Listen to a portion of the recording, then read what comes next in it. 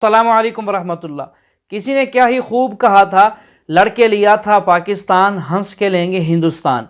इन अल्फाज की वजह से हिंदू लोग इतने भड़कीले हो गए, ना दिन और रात देखते हैं, ना मौसम का लिहाज करते हैं, कोशिश में लगे हैं मुसलमानों को पस्त और जलील करने में, और अल्लाह के फजल से हमेशा से वो नाकाम ही होते आ रहे हैं। बज़ाहिरी वो नज़र आते हैं कि कामयाब हैं, लेकिन हकीकत में वो नाकाम हो रहे हैं। जैसा कि आज की वीडियो में आप देखेंगे, काजल हिंदुस्तानी भी एक प्रोग्राम में इस तरह की भड़के मार रही है और साथ में कहती है कि हम हिंदुस्तान मुसलमानों का नहीं होने देंगे, और जो मुसलमान आज़ादी के साथ रह रहे हैं हम उनको नहीं रहने देंगे। तो नाजरीन, आइए इसकी ये वीडियो देखें और इसके बाद आप सुनेंगे डॉक्टर इसरार अहमद से हिंदुस्तान की सियासतदानों की असल तारीख़ कि कहाँ से कौन आया और किस तरह कैसे कुछ बन गया। तो नाजरीन, आपसे गुजारिश है वीडियो को आखिर तक लाजमी सुनिएगा और हमारे चैनल को भी सब्सक्राइब कर दीजिएगा ताकि आपके पास इस तरह की अपडेट्स मिलती रहें। हम कब तक डिफेंस खेलते रहेंगे? मेरे गुरु जो है वो मुझे ये सिखाते हैं कि attack is the best defence. कि मेरा टारगेट हमेशा क्लियर है कि भाई अपना टारगेट है ये जो मलेच्चे है, ये जो जिहादी है, जो 2047 से पहले भारत को इस्लामिक देश बनाने का षड्यंत्र कर चुके हैं, जो खुलकर नारे लगाते हैं कि लड़के लिया पाकिस्तान, हंस के लेंगे हिंदुस्तान। इससे मेरी लड़ाई है। हमारे देश में आज भी हम कहने के लिए तो आजाद है, पर क्या सही मायनों में हम आजाद है? पूरा सिस्टम इनका है, इसलिए तो खुलेआम हमारी लड़कियों की हत्याएं हो रही है, हमारी लड़कियां मार दी जा रही है। तो मेरे भाइयों बहनों, हुए सनातन पुण्यों से इसको मत अभिशाप करो, हुए सनातन पुण्यों से इसको मत अभिशाप करो। उठो हिंदुओं, शस्त्र उठाओ, अपनी रक्षा आप करो, कोई बचाने नहीं आएगा। कोई बचाने आता तो खुलेआम भारत में गुस्ताखे नबी की एक ही सजा, सर तन से जुदा के नारे लगते। ऐसा है कि पूरे देश में भी चर्चा का विषय अभी हिंदू राष्ट्र बना हुआ है, और ऐसी ही एक चर्चा में मैं भी थी और हिंदू राष्ट्र की चर्चा हो रही थी। तो मौलाना ने बोला डिबेट में कि हिंदू राष्ट्र तो हम बनने नहीं देंगे। हमने कहा आप तो ये भी कहते थे कि राम मंदिर बनने नहीं देंगे, बन रहा है ना। हमने कहा मौलाना को आप तो ये भी कहते थे धारा 370 हटने नहीं देंगे, हट गई ना। तो अब आपके जीते जी आप और आपकी औलादें भी देखेगी भारत को हिंदू राष्ट्र बनते हुए। फंडामेंटलिज्म असल जो चला है वो हिंदुस्तान में चला है, बदनाम पूरी दुनिया में मुसलमान हो गया। लेकिन अब इसका मैं ब्लेम ना अमेरिका को दे सकता हूं ना किसी और को। ये तो एबाद सबा ही हम आबुर्दा तोस्ती, हमारा अपना किया धरा है। मैं आपको एक हवाले से बता देना चाहता हूं, हमारे यहां अल्लामा मशरकी उठे, चप रास चप, चप रास चप, और बेल चाप पूरे हिंदुस्तान को दहला दिया। दहल गई जमीन हिंदुस्तान की, राजकुमारी से लेकर दरा खैबर तक। और बड़े बड़े नोटेबल्स, ये तहरीक इतनी अजीम थी, इतनी ऑर्गेनाइज थी। आपको मालूम है ये तालपुर बरादरान जो है, दोनों भाई जो थे, ये खाकसार थे, बड़े बड़े लोग, सिंध में, फ्रंटियर में, पंजाब में, हर जगह पर। और ऐसी जबरदस्त ऑर्गेनाइजेशन, बिल्कुल मिलिट्री वाली, उनके सारे कवायद मिलिट्री के। लेकिन हुआ क्या, आरएसएस 1925 में कायम हुई है, उसी के रद्द अमल में हिंदू सोया हुआ था। उन्होंने देखा ये मुसला उठ गया है, और इतना जबरदस्त उठ गया है, जोर शोर के साथ उठ गया है, इसकी चपरास जो है वो जमीन जो है लरज रही है उससे, तो उठना पड़ेगा ना। लिहाजा बाकायदा जो आरएसएस 1925 में कायम हुई है उसी के रद्द अमल में, और इस मकसद के साथ, डिक्लेयर्ड मकसद, हिंदुओं को मुत्तहिद किया जाए ताकि वो भरपूर तरीके से मुसलमानों का मुकाबला कर सके। हिंदूवाद ऑन द डिफेंसिव। लेकिन 1925 से लेकर आज तक कितने साल हो गए? 67 बरस तक एक जमात का हौसला देखिए, उसका ज़र्फ देखिए, आज तक सियासत में हिस्सा नहीं लिया, पावर पॉलिटिक्स से कोई ताल्लुक नहीं। 67 लॉन्ग ईयर्स। इतनी फॉलोइंग है कि वेस्ट में तो इतनी मोटी मोटी किताबें छपी है, शिकागो यूनिवर्सिटी से इतनी मोटी किताब थी, ब्रदरहुड इन सैफरन, आरएसएस के ऊपर डॉक्यूमेंट। 25 लाख उनका इस वक्त काडर मौजूद है जो कि उनका ट्रेन है वॉलंटियर। लेकिन वो जमात इलेक्शन में नहीं आई। कुछ अपने असर तहत कुछ और लोगों को लड़ो, और आपने नाम भी नहीं सुना होगा, उसके 3 अमीर या गुरु जो है गुजर चुके हैं, तीसरा है इस वक्त। पहला डॉक्टर बाली राम हेजवाड़, किसी ने नाम सुना आज तक? कोई पर्सनल पब्लिसिटी की कोशिश की उसने, काम किया। दूसरा महादेव गोलवालकर गुरु जी, किसी ने नाम भी नहीं सुना होगा। इस वक्त कौन है? बाला साहब देवरस। ये 3 इनकी इमारतें कह लें या जो भी कह लें, खिलाफतें हैं जो आई हैं, और ऐसा मुनज़्ज़म निजाम है, लेकिन कहीं सियासत में हिस्सा नहीं। हमारा फंडामेंटलिस्ट सियासत के मैदान में आके जीरो हो चुका। पहले तो अल्लामा मशरकी उठे थे, वो तो वैसे ही एक जोश के अंदर आकर ایک خاص جذباتی کیفیت میں اپنی موومنٹ کو کال آف کر کے بیٹھ گئے. 10 لاکھ آدمی، غالباً 10 لاکھ کی فگر تھی، 10 لاکھ یا 1 لاکھ جتنے بھی تھے، میں فگر کے بارے میں نہیں کہہ سکتا، دلی میں جمع نہیں ہوں گے تو میں پارٹی کو ڈسبینڈ کر دوں گا. وہ چند افراد کی کمی رہ گئی تھی اس فگر سے، تو اسی غصے میں آ کر پارٹی ڈسبینڈ، ختم. اب وہ خاکسار ہمارے ہاں تو رہ گئے، کبھی کسی خاص سیریمنی کے موقع پر کچھ سلامی دینے کے لیے چپراس کرتے ہوئے آ جاتے ہیں بیچارے، وہ ان کی تو کوئی نام و نشان بس اس معنی میں ہے کہیں. اللہ خیر. اصل فنڈامنٹلسٹ آرگنائزیشن جماعت اسلامی ابھری، لیکن اس نے پاکستان میں آتی پاور پالیٹکس کے اس کے اندر اپنے آپ کو دفن کر کے زیرو کر دیا. وہاں یہ معاملہ چل رہا. یہ ہے اصل میں جو فرق آپ کو سمجھنا چاہیے. یہ 1925 یہ جو دوسری جماعتیں ہیں، VHP ہے، وشوا ہندو پریشد، یہ اس کی ایک ذیلی تنظیم ہے، جیسے جماعت اسلامی کی ذیلی تنظیمیں ہیں اسی طرح کی ذیلی تنظیم ہے. RSS خود کبھی نہیں آئی پالیٹکس میں، اور 2 مرتبہ تاریخ میں اس کو بین کیا جا چکا ہے ہندوستان میں، کیونکہ RSS کا آدمی تھا جس نے گاندھی کو اسیسینیٹ کیا تھا 1948 میں. دی پارٹی واز بینڈ. اس کے بعد جب اندرا گاندھی کا دور آیا ہے وہ ایمرجنسی کا، اس میں بھی پارٹیز اس نے بین کی تھی، RSS بھی بین ہوئی ہے، لیکن ہر مرتبہ پہلے سے زیادہ ابھر کر آئی ہے وہ. اور آج یہ سب کے سب VHP والے، BJP والے، یہ سب در حقیقت RSS کے آدمی، اور یہ ان کا ڈکلیئرڈ ایم اب بن چکا ہے. اور حالات جو ہیں، ہم اس سزا کے بالکل مستحق ہو چکے ہیں. اسیا سے کبھی ہم نے کنارہ نہ کیا، لیکن تیری رحمت نے گوارا نہ کیا. یہ تو ہو سکتا ہے اب بھی ہم اسی اللہ کی رحمت پر تو ادھار کھا سکتے ہیں، لیکن واقعہ یہ ہے کہ ہم اس سزا کے بالکل مجرم ہو چکے ہیں اور مستحق بن چکے ہیں. اور نظر یہ آ رہا ہے کہ اب حالات ہمارے لیے زیادہ سے زیادہ پیچیدہ سے پیچیدہ، مشکل سے مشکل، اور زیادہ سے زیادہ جو ہے گمبھیر ہوتے چلے جا رہے ہیں. بھارت میں ہندو فنڈامنٹلزم بڑی تیزی کے ساتھ ایک طوفانی شکل کے اندر آیا ہے، اور بھارت میں تو مسلمان تنظیم کوئی ہے ہی نہیں.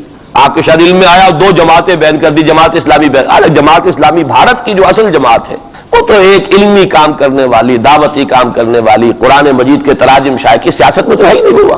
لیکن یہ کہ اس کا اور سوال ہی پیدا نہیں ہوتا ٹیررزم کا یا کسی درجے میں بھی کوئی اس طرح کی ایکٹیویٹی جماعت اسلامی. لیکن وہ ہے نا کہ وہ ترازو کا ایک پلڑا اگر ادھر 3 کو بین کیا تو ادھر بھی 2 تو ہو کم سے کم، وہ جماعت اسلامی بین ہوگی. ہاں کشمیر میں جماعت اسلامی کا ایک رول ہے، لیکن کشمیر کی جماعت اسلامی علیحدہ جماعت اسلامی ہے، وہ ہندوستان کی جماعت اسلامی سے اس کا تعلق نہیں ہے. جیسے پاکستان کی جماعت اسلامی، مشرقی پاکستان یا بنگلہ دیش کی جماعت اسلامی، ہندوستان کی جماعت اسلامی اور کشمیر کی یہ 4 علیحدہ ہے بالکل، ان کا آپس میں تنظیمی رابطہ کوئی نہیں. کشمیر کی جماعت اسلامی یقیناً ہے، اور یہ سمجھتا ہوں میں، اور یہ صحیح بات ہے، بعض تبصرہ نگاروں نے لکھی بھی ہے کہ اصل میں اس وار سے انہوں نے کشمیر کے مسئلے میں جب یہ بین کیا ہے وہاں کی 3 ہندو جماعتوں کو، تو اس کے ساتھ ہی 2 مسلمانوں کو ایک لپیٹ میں لے کر پارٹیز کو، تو کشمیر میں جو جماعت اسلامی چونکہ ابھی تک وہ بینڈ نہیں تھی، اور جماعت اسلامی کا آرگنائزیشنل جو ہے بیکنگ مل رہی تھی حزب المجاہدین کو، جو وہاں پر جو بھی اس وقت جو جد و جہد کر رہی ہے، لہذا اس کو کمزور کرنے کے لیے کیا ہے. لیکن یہ کہ ہندوستان میں کوئی مسلمانوں کی لیڈرشپ ہے ہی نہیں. سارے قائدین تو پاکستان بنا کے پاکستان آ گئے تھے، رہ تو گئے تھے وہاں پہ وہی جمیعت علماء ہند کے لوگ. اس وقت بھی سنبھالا ہے تو انہوں نے سنبھالا ہے، مولانا حفظ الرحمان سہاروی نے سنبھالا ہے، مولانا ابوالکلام آزاد نے کچھ سنبھالا دیا جتنا بھی دے سکے ہیں. باقی مسلم لیگی تو سبھی آ گئے تھے، وہاں سے رہ کون گیا تھا. لے دے کر مدراس میں کوئی 1 2 اور کیرالہ کے اندر، کیرالہ میں البتہ یہ کہ راشٹریہ سیوک سنگھ کے مقابلے میں مسلم سیوک سنگھ قائم کیا گیا، اور وہ کام بہت اچھا کر رہے تھے. لیکن یہ کہ ان کو بھی بین کر دیا گیا، انہوں نے خود بھی اپنے آپ کو ڈیزالو کر لیا. انہوں نے کہا کہ جب ہمارا تو اصل مسئلہ جو ہے وہ راشٹریہ سیوک سنگھ سے ہے، اگر RSS بین ہو گئی تو ہمیں کوئی ضرورت ہی نہیں کام کرنے کی. انہوں نے خود بھی ڈیزالو کر لیا اپنے آپ کو. لیکن بہرحال یہ تو میں کوئی تفاصیل ہیں جو آپ کو بتا رہا ہوں. اصل بات یہ ہے کہ اس وقت ہندوستان میں مسلمانوں کی حالت بہت مخدوش ہے. ایک طرف وہاں یہود کے زیر اثر مسلمانان عرب پر تباہی کا دور، کسی بھی وقت کھڑا ہو سکتا ہے کوئی شخص مسیح بن کر، اور خبریں آ رہی ہیں مسیحی حلقوں کے اندر اور وہ یہودیوں کے اندر بھی کہ وہ تو در حقیقت کہیں پیدا بھی ہو چکا ہے اور کہیں پل رہا ہے، بڑھ رہا ہے، یہ ہے وہ ہے. اور جو گرانڈ ماسٹر ہے اس کا فری میسن کا، اس کا نام بھی کوئی صاحب مجھے کل بتا رہے تھے کہ اس کے گھر میں وہ شخص موجود ہے وغیرہ وغیرہ، واللہ عالم. لیکن یہ کہ جو کچھ میری جو بھی بات ہے وہ ہے قرآن اور حدیث کی روح سے. قرآن کا فلسفہ ہے کہ جس قوم کی طرف رسول بھیجا گیا اس نے اگر انکار کیا اس کو ختم کیا جاتا ہے. اس میں ایکسیپشن اب تک ہوئی ہے صرف یہود کی. رسول الی بنی اسرائیل کی حیثیت سے حضرت مسیح بھیجے گئے، انہوں نے رد کیا. یہ بھی کنڈیمڈ نیشن ہے، لیکن اس کو اللہ نے باقی رکھا ہوا ہے اس کا کوڑا مسلمان پر مارنے کے لیے، بدترین عذاب مسلمان پر لانے کے لیے. اس لیے کہ افضل امت بھی یہی تو ہے نا، سب سے بڑھ کر افضل. سارے نبیوں سے افضل ہمارا نبی صلی اللہ علیہ وسلم، اور ساری امتوں سے افضل ہم مسلمان امت، تو سب سے بڑی سزا کے مستحق بھی تو پھر ہم ہی ہوں گے۔ یہ مولانا اصلاحی صاحب کا جملہ میں نے پہلے بھی کبھی سنایا ہے کہ وہ کہا کرتے ہیں ان کے خاص علاقے میں اعظم گڑھ میں کہ جب کسی کو سزا دینی ہوتی تھی تو چمار کے ہاتھوں جوتا لگواتے تھے اسے، تاکہ وہ اگر راجپوت کو راجپوت ہی جوتا مارے گا تو اس میں اتنا اس کو درد نہیں ہوگا جتنا کسی راجپوت کو چمار جو ہے اس کے ہاتھ سے جوتا لگوایا جائے۔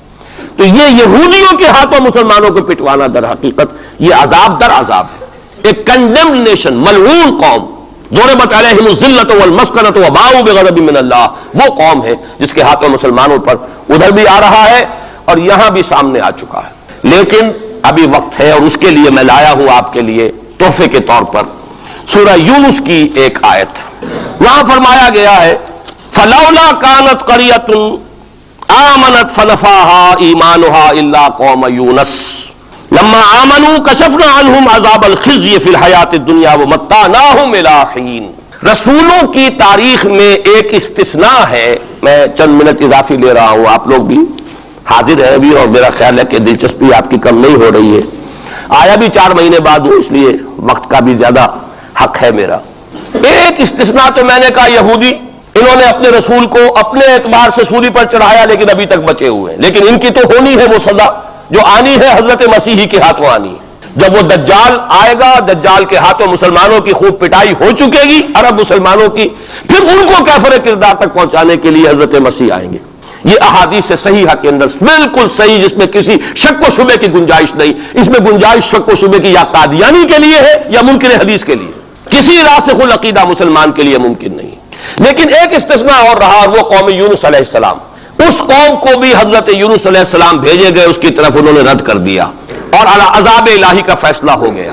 لیکن ایک قانون اللہ کا رہا ہے رسولوں کے باب میں، رسول ہجرت نہیں کر سکتا، اپنی جگہ کو چھوڑ کر نہیں جا سکتا جب تک کہ ایکسپریس پرمیشن اللہ کی نہ آ جائے۔ جیسے آپ کو معلوم ہے کوئی بڑا افسر جو ہوتا ہے وہ اپنے ہی can't leave station, D C نہیں جا سکتا اپنا ہیڈ کوارٹر چھوڑ کر۔ اسی طریقے سے رسول، اللہ کا نمائندہ، حکومت خداوندی کا نمائندہ، وہ نہیں جا سکتا۔ حضرت یونس سے صرف یہ خطا ہوئی غصے کی وجہ سے، اور غصہ کس کے خلاف؟ اللہ کے خلاف نہیں، معاذ اللہ، ان کافروں کے خلاف غصے کی وجہ سے چھوڑ کر چلے گیا کہ بس اب عذاب آنے والا ہے، تم عذاب کے مستحق ہو گئے، میں جا رہا ہوں۔ ابھی اللہ کی اپروول نہیں آئی تھی جانے کی۔